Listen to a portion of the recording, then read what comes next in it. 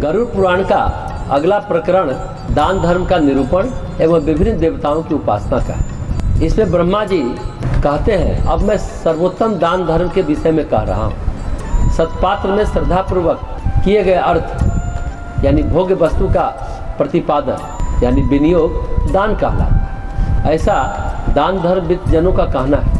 यह दान इस लोक में भोग और परलोक में मोक्ष प्रदान करने वाला है। मनुष्य को चाहिए कि वह न्यायपूर्वक ही अर्थ का उपार्जन करे, क्योंकि न्याय से उपार्जित अर्थ का ही दान भोग सफल होता है। दान सद उद्देश्य की पूर्ति के लिए दिया जाता है। उसकी सार्थकता सत्प्रवृत्ति संवर्धन में माना जाता है।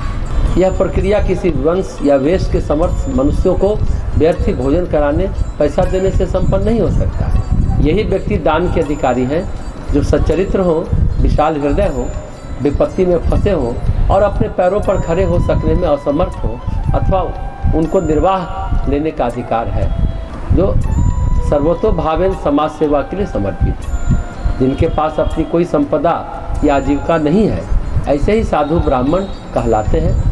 मात्र ऐसों को ही व्यक्तिगत रूप से दान लेने का अधिकार। वस्तुतः दान तो सत्प्रयोजनों के लिए प्रामाणिक तंत्र के हाथों ही सौंपा जाना चाहिए, अन्यथा श्राद्ध पितरों के लिए उल्टा हानिकारक होता है। उनके निमित्त किया हुआ शुभ कर्म यदि कुपात्र हाथों या अवांछनीय कृत्यों में नियोजित हो तो उन पितरों को दुख होना स्वाभाविक है, जिनके लिए वह किया गया। श्राद्ध व्यवस्था में पितर मुक्ति हेतु दान का संकल्प लिया जाता है। इसको सही परिप्रेक्ष्य में समझा जाना चाहिए। जिस कार्य से असमय अशक्तों को सहायता मिले, समाज में सत्य प्रवृत्तियों का विस्तार हो, वह रूप सही अर्थों में दान है। वंश ब्राह्मण का हो, वेश साधु का हो, इन शब्दों को उनके भावार्थ में समझा जाना चाहिए। कड़े पहनकर मात्र भिक्षा पर जीवित रहने वाले परावलंबी भगवा वेशधारियों को भोजन कराकर दान देकर पितर मुक्ति का लक्ष्य तो पूरा होता नहीं, उल्टे दो अभिशाप हाथ लगते हैं। इस लोक में परावलंबन को बढ़ावा देकर पाप अपने ऊपर ओढ़ना, दूसरे परलोक में बैठी पितर आत्माओं का शाप अपने ऊपर लगना। इस दुर्गति से बचने का श्रेष्ठ तरीका यही है कि लोक मंगल के लिए कार्य में लगे सुपात्र व्यक्तियों या संस्थाओं को सत्प्रवृत्ति संवर्धन हेतु साधन दान दिया जाए एवं संभव हो तो समय के रूप में इस बहाने श्रम करने का संकल्प लिया जाए। दूसरे स्थान पर वे व्यक्ति आते हैं जो आपदाओं में फंसने या शक्ति के कारण स्वयं निर्वाह करने में असमर्थ है। इन्हें स्वावलंबी बनाने के प्रयास करने से भी पितर मुक्ति होती है। उद्देश्य सही एवं पवित्र हो एवं उसे समझाने का प्रयास किया जाए तो इस तरह मिलने वाला दान सार्थक होता है। अध्यापन, यजन तथा प्रतिग्रह ये तीनों ब्राह्मणों की वृत्ति आजीविका है। इनके लिए कुसीद अर्थात सूदखोरी, कृषि कर्म तथा वाणिज्य अथवा क्षत्रिय वृत्ति, युद्ध आदि कृत्य त्याज्य। उक्त सद्वृत्ति से प्राप्त हुआ धन यदि सुयोग पात्रों को दिया जाता है उसी को दान कहा जाता है। यह नित्य, नैमित्तिक, काम्य और विमल चार प्रकार का कहा जाता है। फल की अभिलाषा न रखकर प्रत्युपकार की भावना से रहित होकर ब्राह्मण को प्रतिदिन जो दान दिया जाता है वह नित्य दान है। अपने पापों की शांति के लिए विद्वान ब्राह्मणों के हाथों पर जो धन दिया जाता है, सत्पुरुषों के द्वारा अनुष्ठित ऐसा दान नैमित्तिक दान है।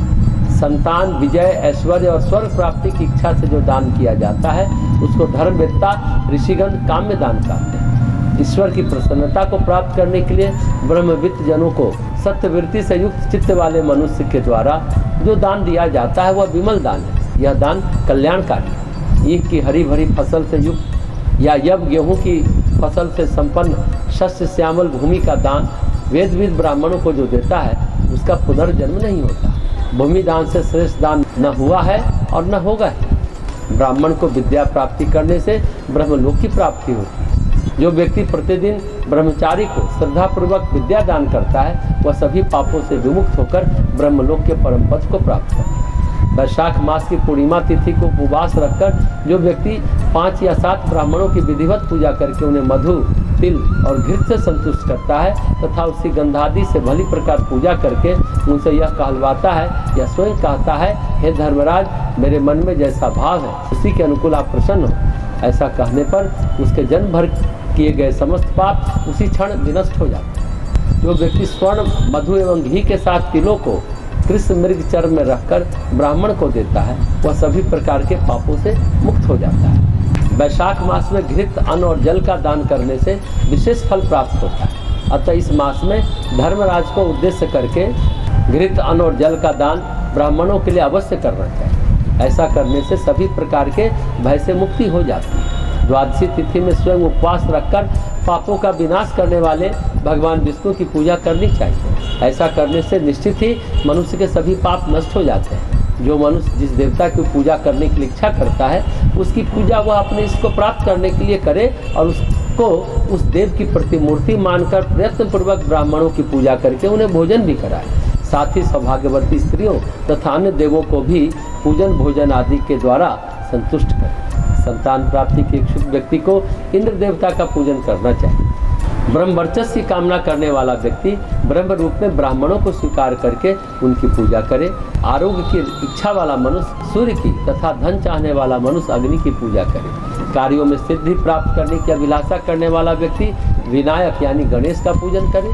भोग की कामना होने पर चंद्रमा की तथा बल प्राप्ति की इच्छा होने पर वायु की पूजा करे। संसार से मुक्त होने की अभिलाषा होने पर प्रयत्नपूर्वक भगवान हरि की आराधना करनी चाहिए। निष्काम तथा सकाम सभी मनुष्यों को भगवान गदाधर हरि की पूजा करनी चाहिए। जलदान से तृप्ति, अन्नदान से अक्षय सुख, तिलदान से अभिष्ट संतान, दीपदान से उत्तम नेत्र, भूमि दान से समस्त अभिलषित पदार्थ, सुवर्ण दान से दीर्घायु, गृह दान से उत्तम भवन तथा रजत दान से उत्तम रूप की प्राप्ति होती है। वस्त्र प्रदान करने से चंद्रलोक तथा अश्वदान करने से अश्विनी कुमार के लोगों की प्राप्ति होती है।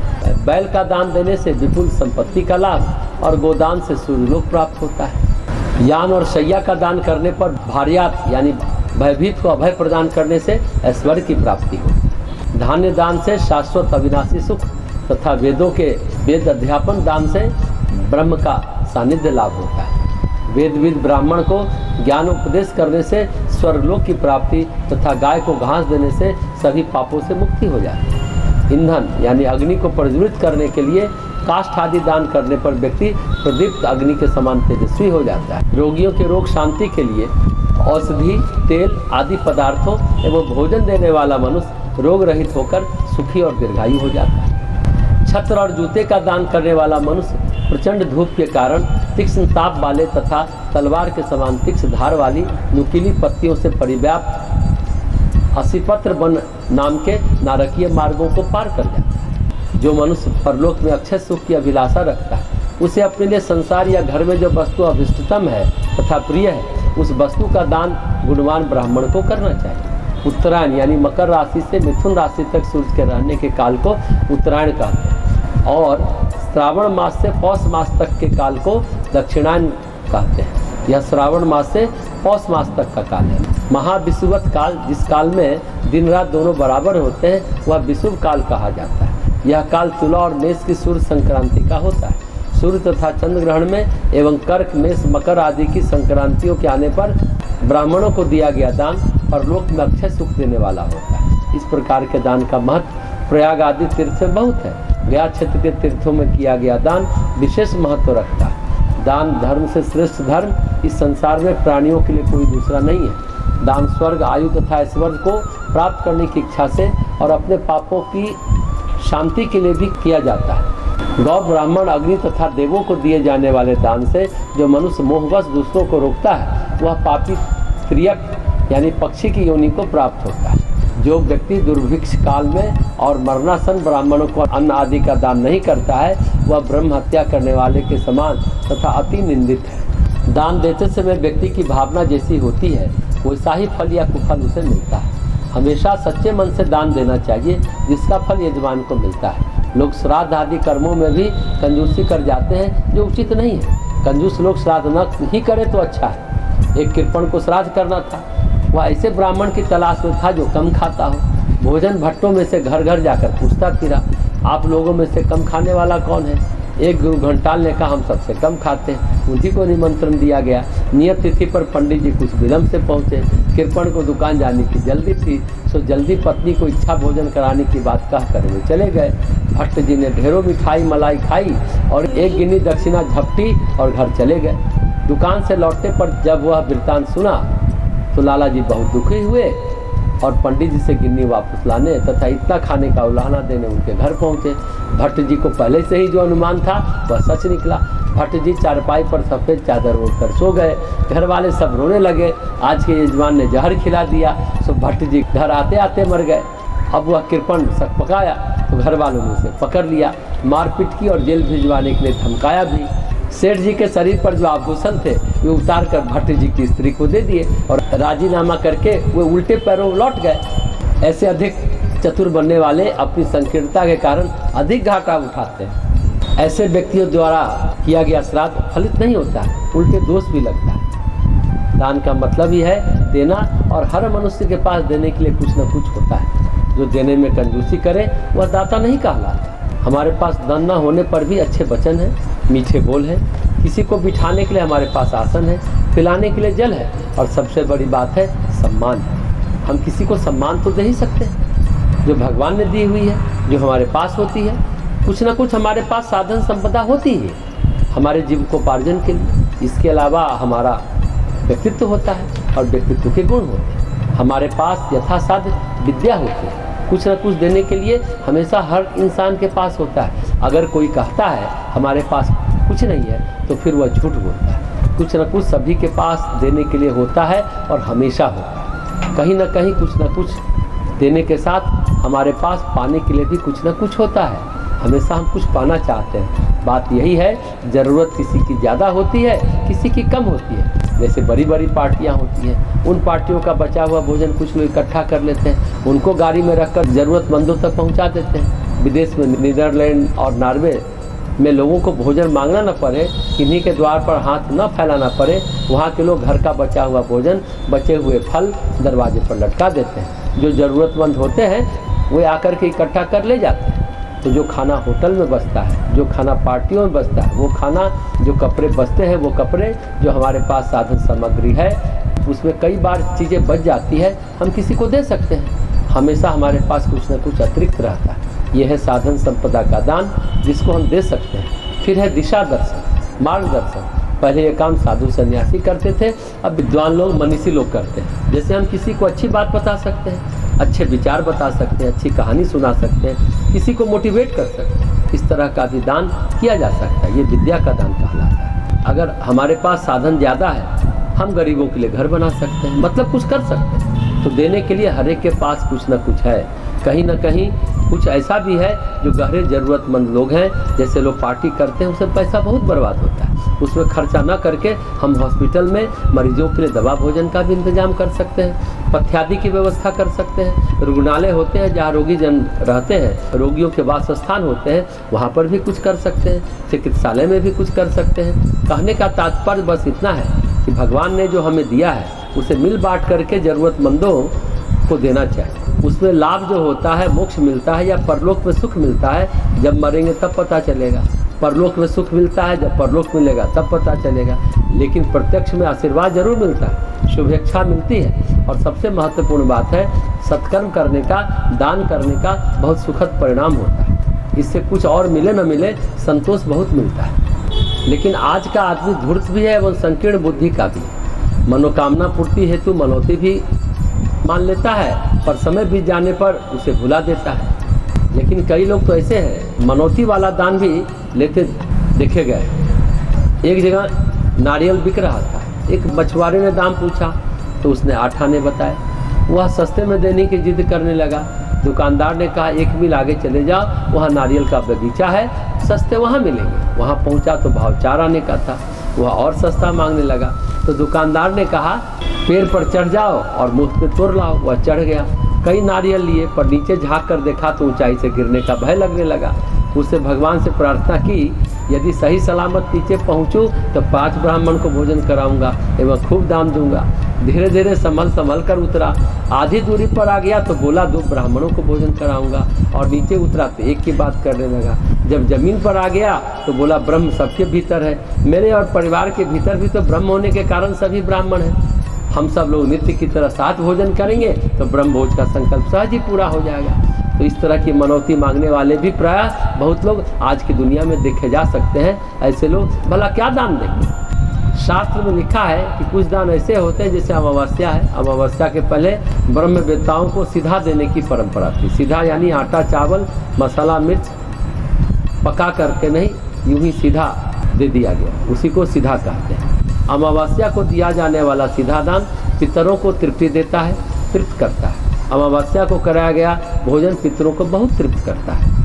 जितना संभव हो उतना करना चाहिए। कुछ व्यक्ति बोलते हैं मैं तो इतने दिनों से भलाई का काम करता हूँ, मेरा कुछ भला नहीं होता। तो ऐसे क्षुद्र विचार वालों को तो यही कहा जा सकता है कि आप नहीं दे तो अच्छा। कुछ लोग आत्मश्लाघावश दान देते हैं, पर आत्मश्लाघा की हानि तय है। एक भक्त थे, उन्होंने 10 बार 4 धाम की यात्रा की, अनेक व्रत उपवास किए और जो बन पड़ा साधु ब्राह्मणों को दान भी दिया। पर उनकी दुर्बलता यह थी कि ख्याति प्राप्त करने के लिए अपने धर्म कृत्यों का बखान जो भी मिले उसी से करते रहते। मरण काल में देवदूतों ने उन्हें स्वर्ग ले जाने से इनकार कर दिया और कहा जो आपका पुण्य था वह विज्ञापनबाजी में समाप्त हो गया, अब जो करना हो नए सिरे से करें। जीवन में हमेशा ध्यान रखना चाहिए, सत्कर्म के अवसर बहुत कम आते हैं, दुष्कर्म के अवसर बहुत आते हैं। हमें सत्कर्म करना चाहिए, दुष्कर्म को दरकिनार करना चाहिए। सत्कर्मों के अवसर का लाभ उठाना चाहिए। बाजी श्रवण सर्वमेध यज्ञ किया और उसमें अच्छी गौओं के साथ जो बूढ़ी और बीमार थी वह भी दान कर दी। इस पर उसका पुत्र अप्रसन्न हुआ और बोला पिताजी सर्व ब्रह्म नहीं भूलिए और को देखिए, जो श्रेष्ठ है वही देने और अपनाने योग्य। सब कुछ में तो अनुपयुक्त भी सम्मिलित हो जाता है। नचिकेता की बातें सुनकर उसके पिता नाराज हुए, उसकी ही जिद पर यमाचार्य के पास भेज दिए। तुच्छ दान देने के कारण सर्वमेध यज्ञ का उन्हें कोई भी लाभ नहीं हुआ। वहीं बुद्ध को सबसे वजनदार दान देकर एक वृद्ध महिला ने बुद्ध से सब कुछ पा लिया। कैसे, इस कहानी से जानते हैं। दीपावली के महापर्व पर भगवान बुद्ध के शिष्य समर्थकों में से भी सभी कुछ न कुछ भेंट प्रस्तुत करने के लिए लाए थे। सभी ने अपनी सामर्थ्य और उदारता के अनुरूप जो बन पड़ा सुदान अधिकाधिक मात्रा में प्रस्तुत करने का प्रयत्न कर रहे थे। एक वृद्धा दूसरों के आश्रय पर अपना निर्वाह करती थी। उसने संचित कोष की तरह एक पैसा जमीन में गाड़ रखा था। उसने उसे उखाड़ा और जंग लगा पैसा भगवान के चरणों में रख दिया। किसका अनुदान भारी निकला, इसकी घोषणा करने वाले तथागत का निर्णय सुनाया और कहा कि इस वृद्धा का एक पैसा सबसे भारी ठहराएगा, क्योंकि वह वृद्धा का सर्व समर्पण था। दूसरे ने तो अपने वैभव का एक छोटा सा अंश ही प्रस्तुत किया। तो जो हमारे पितर हैं, परिवार के लोग हैं, अगर प्रेत योनि में यदि उनके निमित्त दान करते हैं, कुछ करते हैं, तो उन्हें बड़ी तृप्ति मिलती है, सुकून मिलता है, शांति मिलती है। हमें यह जरूर करना चाहिए। प्रज्ञा पुराण के चतुर्थ खंड के मरणोत्तर संस्कार में भी लिखा है, पूर्वजों का उपार्जित धन समर्थ संतान उन्हीं की पुण्य संपदा बढ़ाने के लिए लौटा दे। प्रत्युपकार की यही शालीन परंपरा है। इसी से आत्मा प्रसन्नता एवं तृप्ति प्राप्त करती है। जीवित पूर्वजों को उनके किए हुए सहयोग एवं दिए हुए अनुदान को वापस किया जाना चाहिए। वृद्धावस्था में सुपात्र संतानें अपने अभिभावकों की सेवा सहायता करके उऋण होने का प्रयास करती है। स्वर्गवास होने पर उसे उनके निमित्त पुण्य कार्य करके वापस लौटाती है। उससे भी उऋण होने का अवसर मिलता है। न लौटाने पर वह ऋण अगले जन्मों में भार ढो ढो कर चुकाना होता है। संतान को अभिभावकों के अनुदान तभी तक लेने चाहिए जब तक समर्थ न हो। दिवंगत आत्मा ने उत्तराधिकार में जो छोड़ा है उसमें से उतना ही स्वीकार करना चाहिए जो पीछे वाले बिना कमाऊ बालकों या स्त्रियों के निर्वाह के लिए अनिवार्य है। कमाऊ संतान को उसे स्वीकार नहीं करना चाहिए। दिवंगत आत्मा के अन्य एहसान ही इतने हैं कि उन्हें अनेक जन्मों तक चुकाना पड़ेगा। फिर यह नया ऋण भारी ब्याज समय चुकाने के लिए क्यों सिर पर लादा जाए। असमर्थ स्थिति में अभिभावकों की सेवा स्वीकार करना उचित था, पर जब वयस्क और कमाऊ हो गए तो फिर उसे लेकर हराम खाऊ मुफ्तखोरों में अपनी गणना क्यों कराई जाए। पूर्वजों के छोड़े हुए धन में कुछ अपनी ओर से श्रद्धांजलि मिलाकर उनकी आत्मा के कल्याण के लिए दान कर देना चाहिए। यही सच्चा श्राद्ध है। पानी का तर्पण और आटे की गोली का पिंडदान पर्याप्त नहीं, वह क्रियाकृत तो मात्र प्रतीक है। श्रद्धा की वास्तविक परीक्षा उस श्राद्ध में है जो पूर्वजों की कमाई को उन्हीं की सदगति के लिए, सत्कर्मों के लिए दान रूप में समाज को वापस कर दिया जाए। अपनी कमाई का जो सदुपयोग मोह या लोभ व स्वर्गीय आत्मा नहीं कर सकी थी, उस कमी की पूर्ति उसके उत्तराधिकारियों को कर देनी चाहिए। जीवित स्थिति में युवा संतानों का यही दायित्व है कि उनके ऊपर उनको जन्म देकर बड़ा करने, स्वावलंबी समर्थ बनाने वाले अभिभावक वृद्ध माता पिता की परिपूर्ण सेवा की जाए। सेवा इस उद्देश्य से न की जाए कि उनकी छोड़ी संपत्ति हमें उत्तराधिकार मिलेगी, अपितु पुत्र धर्म के नाते की जाए। आयुष्य की उत्तरार्ध अवस्था में दिया गया अभिभावकों को कष्ट उनकी आह के रूप में जब सिर पर लदता है तो इस जन्म में वह परलोक में त्रास देता है। युग ऋषि पंडित श्री राम शर्मा आचार्य द्वारा विरचित प्रज्ञा पुराण के मरणोत्तर संस्कार में लिखा है कि यही श्राद्ध परंपरा है। उसमें छोड़े हुए साधन लौटाए जाते हैं, जो लिया था वह वापस किया जाता है। इसके अतिरिक्त भी अपनी श्रद्धा सद्भावना की पहल करने के निमित्त जो बन पड़े लोक मंगल के शुभ कृत्य करते रहना चाहिए। इस हेतु न केवल साधनों का दान हो वरन श्रमदान भी नियोजित रखा जाए। तर्पण श्रमदान श्वेत बिंदुओं का प्रतीक है, पसीने का प्रतीक है। वृक्षारोपण, शिक्षा, संवर्धन, स्वच्छता, सुव्यवस्था जैसे कृत्यों में श्रम किया जाए, यह तर्पण हुआ। लोकमानस के परिष्कार में धन लगाया जाए, यह श्राद्ध कहलाया। संतान का पितरों के प्रति जो कर्तव्य है उसके स्मरण श्राद्ध तर्पण की प्रतीक परिचर्या द्वारा कराया जाता है। पितरों के प्रति सच्चा श्राद्ध वही है जिसमें उनके छोड़े हुए उत्तरदायित्व को पूरा किया जाए। श्राद्ध का अर्थ है श्रद्धायुक्त आचरण।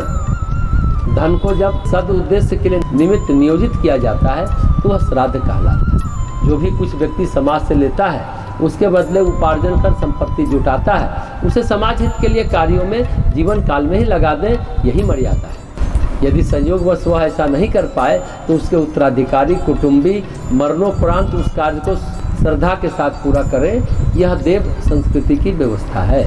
श्राद्ध द्वारा मृत आत्मा को शांति सद्गति मिलने की मान्यता के पीछे यही तथ्य है। तर्पण मात्र जल को अंजलि में भरकर छोड़ना भर नहीं है। हमें विवेक से श्राद्ध आदि कार्य करना चाहिए। मोह न करते हुए पितरों को मुक्ति दिलाने का कार्य करना चाहिए। इससे मृत आत्मा प्रसन्न होती है। राजा चित्रकेतु का इकलौता बेटा मर गया, सारा परिवार उदन करने लगा। इतने में नारद जी उधर से आ निकले।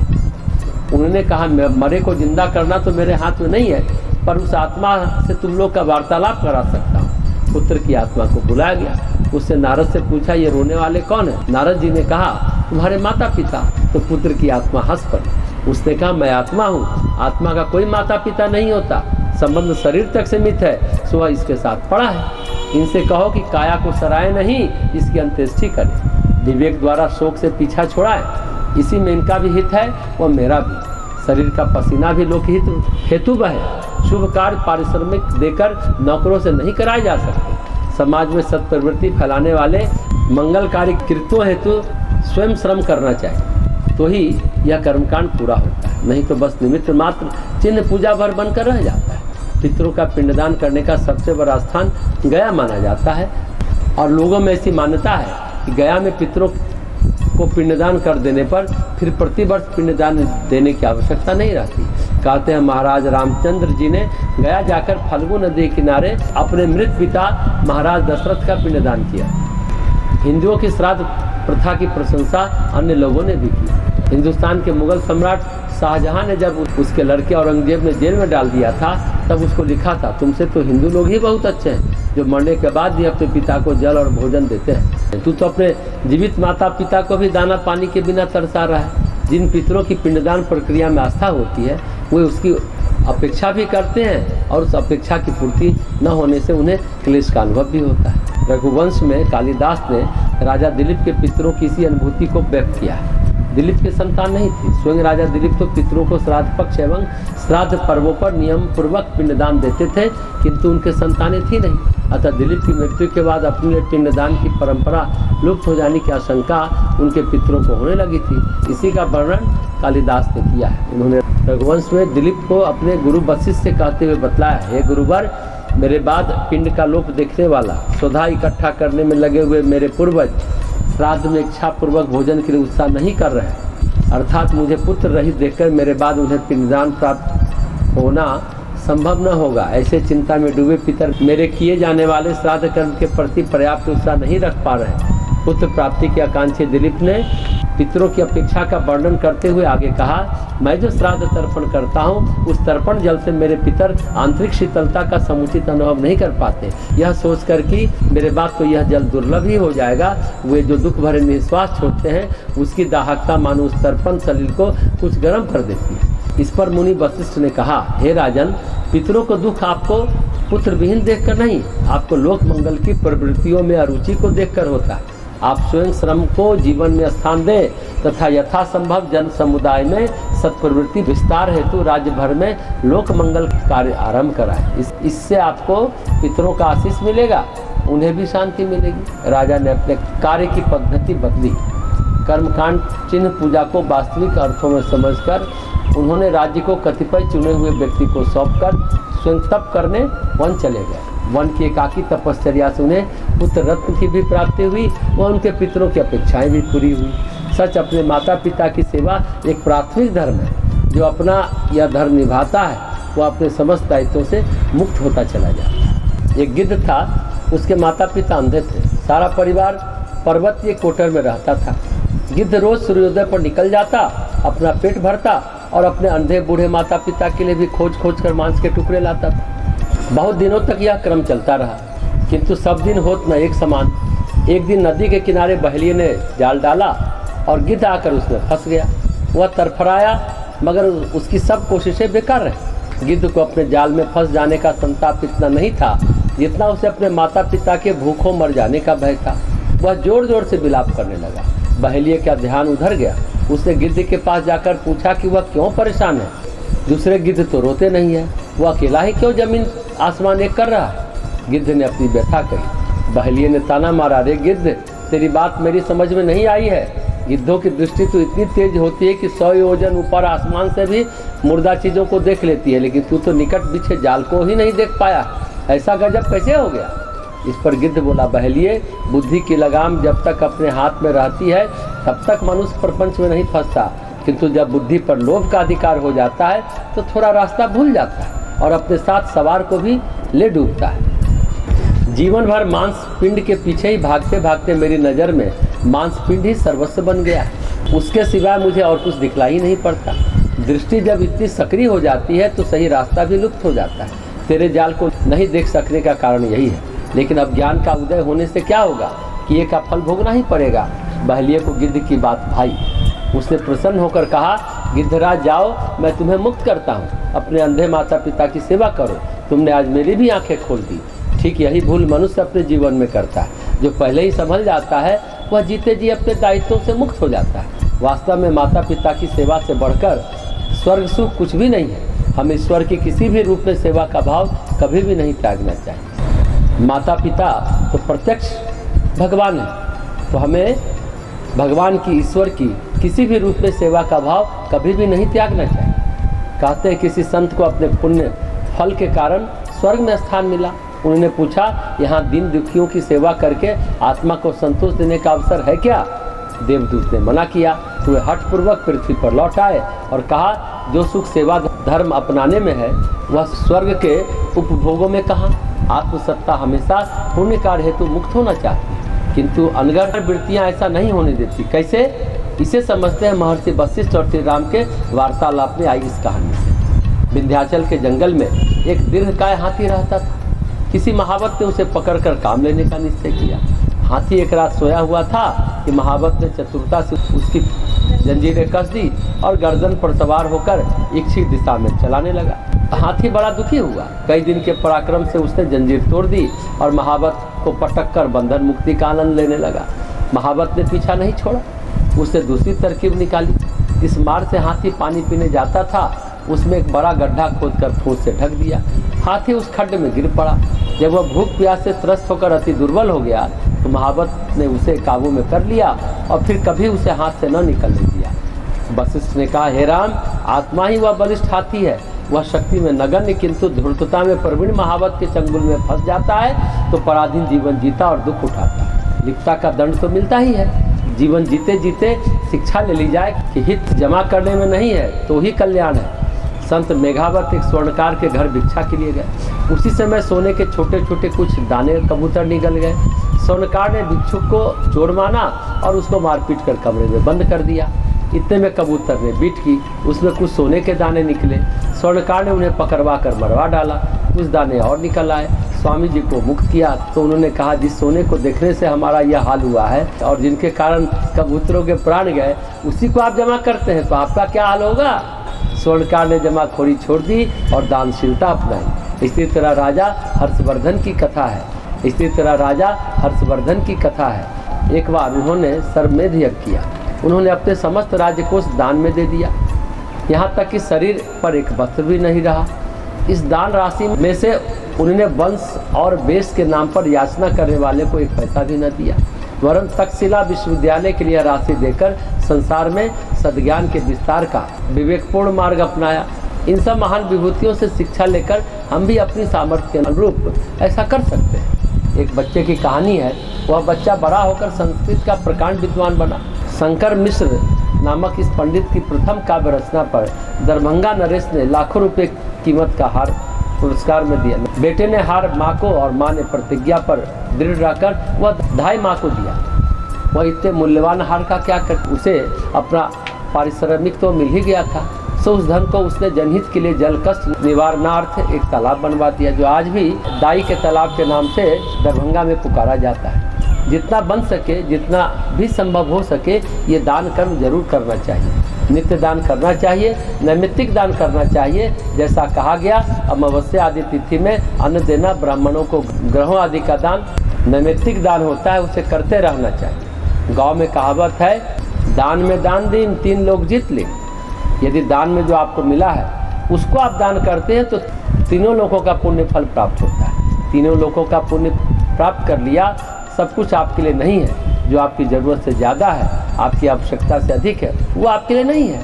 उसे दान कर दें तो अच्छा है, लेकिन दान की पात्रता अवश्य देखें। उस दान से लोकहित सध रहा है या नहीं, इसकी परीक्षा हमें अवश्य कर लेनी चाहिए, नहीं तो दान व्यर्थ ही होता है। कुछ व्यक्ति ऐसे भी होते हैं जो अपने धन का सदुपयोग हो, इसके स्थान पर अपनी परलोक में दुर्गति करने का सरंजाम खुद खड़ा कर जाते हैं। एक धनी के पास धन बहुत था पर संतान न थी, दूरदृष्टि की भी कमी थी। मरने का समय निकट आया तो चारपाई पर खटमल दिखे। उन्हीं को उन्होंने अपना निकटवर्ती स्वजन माना। खटमलों की रक्षा के लिए अपनी संपत्ति का ट्रस्ट बना दिया। घर में बहुत सी चारपाइयाँ बिछा दी गई जिसमें ढेरों खटमल थे। 5 रुपया मजूरी देकर चारपाइयों पर सोने के लिए आदमी बुलाए जाते। दान का धन उसी में खर्च होता। आज के दानी निठल्ले खटमलों के लिए सदाव्रत लगाते, कुटिया बनाते हैं। यह नहीं सोचते कि जो इन सुविधाओं का उपयोग करते हैं उनसे उनका या समाज का क्या हित होता है। इससे तो आलस्य और दुर्गुण ही फैलते हैं। वास्तव में दान पुण्य अर्जित करने का शुभ अवसर है। संसार में ऐसे बहुत से कार्य हैं जिसमें दान देकर मनुष्य पुण्य कमा सकता है।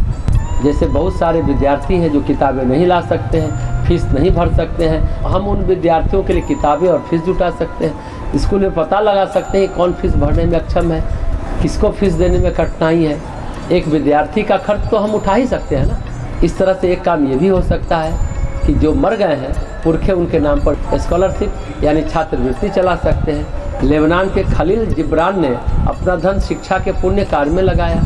खलील जिब्रान जन्म से तो ईसाई थे। उनके परिवार और संबंधी संगीतकार, चित्रकार, साहित्यकार प्रकृति के थे। यह गुण उन्हें अपने परिवार से मिला, पर नंगे सत्य का अनावरण करना उनकी अपनी विशेषता थी। उनकी अधिकांश रचनाएं गद्य और काव्य के रूप में, जिसमें ईसाई धर्म को लक्ष्य रखकर ये व्यंग्य किए गए।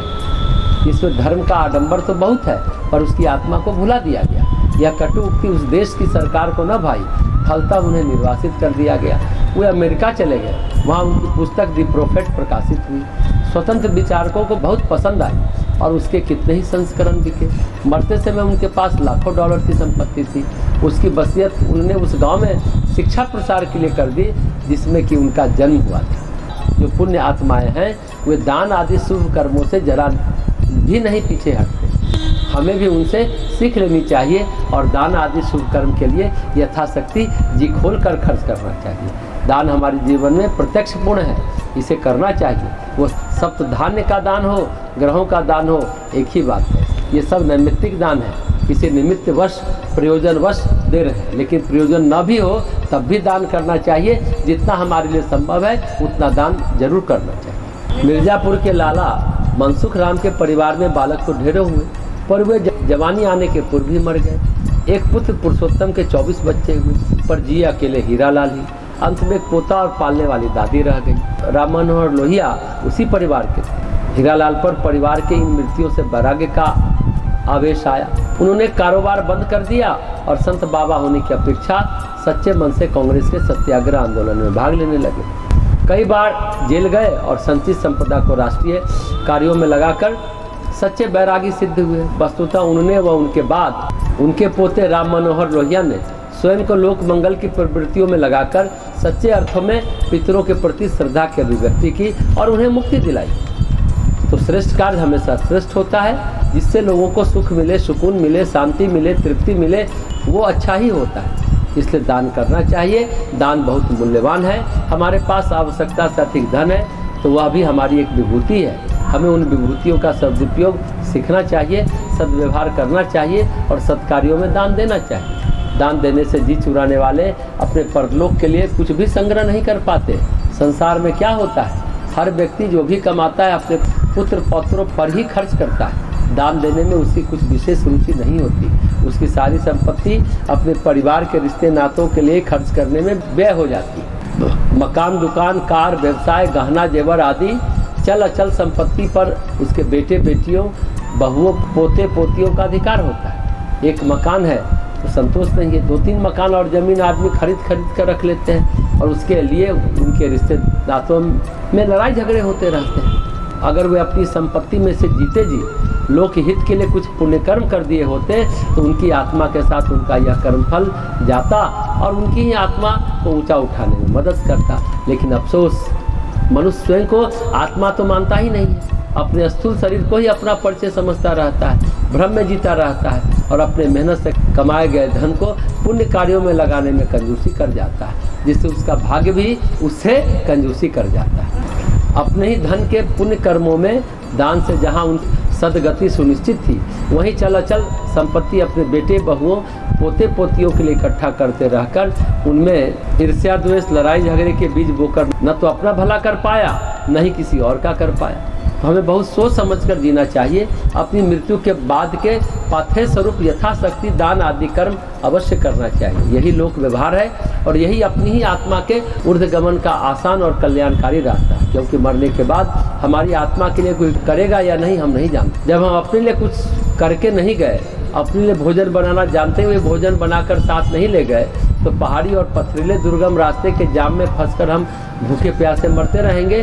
तो दोष स्वयं को देंगे या किसी और को। तो दान हमारा आज है और हमें अपने आज को शरीर रहते संवार लेना चाहिए, नहीं तो विनाशी शरीर के विनष्ट हो जाने के बाद हमारा कल कोई संवार देगा। यह भ्रम पालना सांप को रस्सी मानना और रस्सी को सांप मानने की समान। भगवान ने हमें बहुत दिया है, जो उन्होंने हमें दान में दिया है उनमें हमारा शरीर भी एक विभूति है, सुंदर मन भी एक विभूति है और धन तो विभूति है ही। सभी काम सदुपयोग कर अपने मानव जन को सार्थक कर सकते हैं। जिनके पास धन नहीं है वो श्रम दान कर सकते हैं, जिनके पास धन है वे अर्थ दान कर सकते हैं, जिनके पास ज्ञान है वे ज्ञान दान कर सकते हैं, जिनके पास जो भी उपयोगी वस्तु है वे वही दान करके अपने लोक और परलोक दोनों को सुधार सकते हैं। जैसे एक दाई ने दूध का दान करके पुण्य कर्म किया। कैसे किया जानते हैं इस कहानी में। एक दाई की कहानी है कि एक माँ के दूध नहीं उतरता था, सो दाई रखी। दाई ने बच्चों को दूध ही नहीं पिलाया, माँ की ममता भी दी और माँ की सी तत्परता लगन वह सूझबूझ से उसका निर्माण भी किया। सगी माँ ने दाई माँ का यह आत्मभाव देकर उसे वचन दिया, बच्चे की पहली कमाई पर तुम्हारा अधिकार होगा। यही लोक व्यवहार है और हमारे सुंदर व्यवहार की अपेक्षा यह सारा संसार करता है। एक बार शिष्य ने गुरु से पूछा, गुरुवर संसार में किस ढंग से रहना चाहिए? गुरु ज्ञानी थे, बोले अच्छा प्रश्न किया है, 1-2 दिनों बाद व्यवहार सिद्ध उत्तर दूंगा। दूसरे दिन एक श्रद्धालु मेवा मिठाई लाए और संतों को भेंट की। संत ने उन्हें लिया और पीठ फेर कर सब खा गए, न किसी को दिया, न भेंट करने वालों की ओर भी कोई ध्यान नहीं दिया। जब वह चला गया तो शिष्य से पूछा, क्यों, इस पर क्या प्रतिक्रिया हुई? शिष्य ने बताया, दुखी होकर भला बुरा कहता गया होगा। कहता था ऐसा भी क्या संत, सब खा गया। दूसरा व्यक्ति भेंट लाया, संत ने भेंट उठाकर पीछे घूरे पर फेंक दी और लाने वाले से बड़े प्यार से बात करते रहे, कुशल पूछी, परामर्श दिए। बाद में पता चला वह व्यक्ति भी क्रुद्ध दुखी होकर गया। कहता था, अजीब संत ने मुझसे इतना प्यार जताया, मेरी भेंट का अपमान कर दिया। तीसरा व्यक्ति भेंट लाया, संत ने उसे आदर से लिया, कुछ खुद खाया, उसे प्रसाद दिया और अन्यों को भी वितरित करवा दिया। भेंट देने वाले से स्नेहपूर्वक चर्चा भी की। शिष्य ने सूचना दी कि यह व्यक्ति प्रसन्न होकर सराहना करता हुआ गया। गुरु बोले, बस बेटे 3 तरह के व्यवहार में यही ढंग ठीक लगता है। दाता भगवान बड़ी भावना से हमें विभूतियाँ देता है, हम उन्हें तो भोगते हैं, दाता की ओर ध्यान नहीं देते। यह पहला व्यवहार है। दूसरा व्यवहार वह है उसकी दिव्य विभूतियों को त्याज कहकर फेंक दिया और उसकी स्तुतियाँ खूब करते रहे। तीसरा व्यवहार यह है कि दाता का उपकार मानते हुए उसकी दिव्य विभूतियों को सही ढंग से इस्तेमाल करें, उनसे परमार्थ करें और दाता के साथ भी स्नेह संबंध बना कर रखें। जीवन जीने का यही ढंग ठीक है। तो दान देकर हम यह नहीं सोचें कि हम तो बहुत पुण्य कर रहे हैं, नहीं अहंकार पालें कि हमने कितना महान कार्य किया है, अपितु यह सोचें कि दान देकर हमने अपना ही कल्याण किया है, अपनी ही आत्मा के ऊर्ध्वगमन का रास्ता साफ किया है। क्योंकि दान आदि शुभ कर्म न करके हम ठूठ होकर ही संसार से जाएंगे और अंततः यही बात सार्थक होगी, संसार ने चूस लिया गुदा, छिलका चिता पर पहुंच गया। हाँ, दान देना जब हमारे हाथ में था तो हमने दान नहीं दिया और हमारे उस पैसे पर सांसारिक रिश्ते नातों ने मौज किया, हमारा सारा गुदा चूस लिया और अंत में मरने के बाद हमारी अर्थी चिता पर पहुंचा दी। तो दान नहीं देने से घाटे में कौन रहा, हम या हमारे रिश्ते नाते। ऐसा नहीं है कि हम अपने कर्तव्यों से विमुख हो जाएं, अपितु कहने का अर्थ यह है कि हम अपने पारलौकिक जीवन के लिए कुछ इकट्ठा कर लें जिससे हम सुख और शांति से आगे बढ़ सकें, न कि परिजनों के मोहताज बने रहे। परलोक में भी कि वे दान धर्म करेंगे तो हमारी आत्मा की ऊर्ध्वगति हो। जो जीते जी हमारी भावपूर्वक सेवा नहीं कर रहे हैं वे हमारी मृत्यु के बाद हमारे सूक्ष्म शरीर के लिए करेंगे, यह कौन कह सकता है। ऐसा करने वाले परिजन भी होते हैं पर वे उंगलियों पर गिने जाने योग्य हैं। इसलिए दान की इतनी महिमा गाई गई जो हमारा लोक और परलोक दोनों सुधारती है। इसलिए विवेकपूर्ण हमें जीवन जीना चाहिए, मोह और लोभ पूर्वक नहीं। तभी हम मरने के बाद भी अपना भला ठीक उसी तरह कर पाएंगे जिस तरह धूप बारिश से बचने के लिए, एक सुकून भरी जिंदगी बिताने के लिए हम जीते जी अपने और अपने परिवार के लिए अपनी कमाई से एक घर बना कर रहा है। यह हमें मृत्यु के पहले की धूप बारिश से बचाता है और दान हमें मृत्यु के बाद की धूप बारिश से बचाने का सर्वसुलभ रास्ता है। घर हमारे स्थूल शरीर को सुख और शांति देता है तो दान हमारे सूक्ष्म शरीर को तृप्ति और पुष्टि देता है। दान देने वाले महान पथ का अनुसरण करते हुए हम महान बन जाते हैं। जम्मू कश्मीर के महाराजा हरि सिंह जी को आज विद्वान श्री मेहर चंद्र महाजन महत्वपूर्ण परामर्श देते रहते हैं। उन्हीं की सलाह पर महाराज हरि सिंह ने समय पर भारतीय गणतंत्र में सम्मिलित होने का निर्णय लेकर कबायलियों के आक्रमण से राज्य को नष्ट होने से बचा लिया। महाराज उनके सत परामर्शों का आभार सदैव मानते रहे। महाराजा की 1 करोड़ से अधिक की व्यक्तिगत संपत्ति थी, उसे उन्होंने संतान को सौंपने की अपेक्षा सत प्रयोजनों में लगाने का निर्णय किया। अपनी वसीयत में संपत्ति का ट्रस्टी उन्होंने महाजन जी को बनाना चाहा। महाजन जी ने सुना तो कहा, महाराज आप न रहेंगे तो मैं ही कौन सा सदा रहने वाला हूँ। अच्छा हो आप अपनी संपत्ति का ट्रस्टी डीएवी कॉलेज के मैनेजिंग कमेटी को बनाएं। जब तक मैं उसका प्रधान हूँ देखरेख करूँगा, मेरे बाद भी कोई उपयुक्त व्यक्ति उसे संभाले रहेगा। अपनी व्यक्तिगत संपत्ति अपने बेटे या किसी व्यक्ति को न सौंपकर एक आदर्श संस्था को सौंप गए। तो इस तरह दान की महिमा को हम लोगों ने समझा।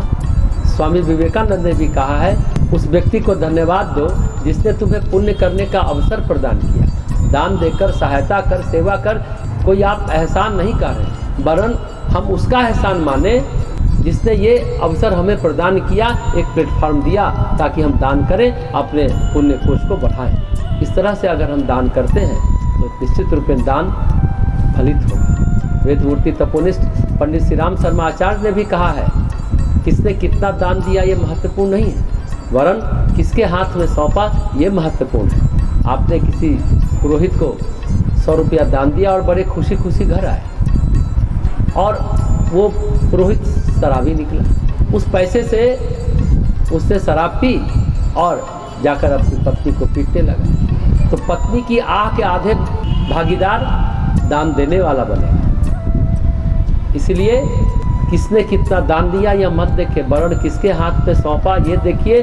दान कहाँ जा रहा है, उसका सदुपयोग हो रहा है या दुरुपयोग हो रहा है। अगर दुरुपयोग हो रहा है तो पुण्य की जगह आप पाप इकट्ठा कर रहे हैं, और सदुपयोग हो रहा है तो आप पुण्य की में बढ़ोतरी कर रहे हैं। इसलिए दान का प्रकरण बड़ा ही महत्वपूर्ण प्रकरण है।